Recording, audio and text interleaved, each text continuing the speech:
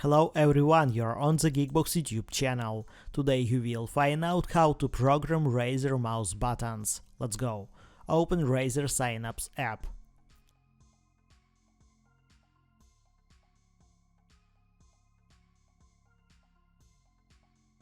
Choose your mouse.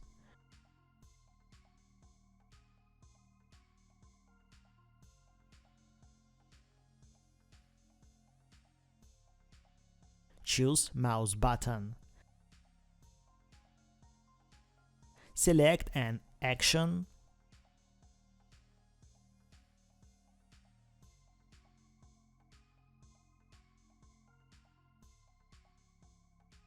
Save. That's it. Now we know how to program Razer mouse buttons. Thanks for watching, please like and subscribe to the channel. Good luck and see you soon.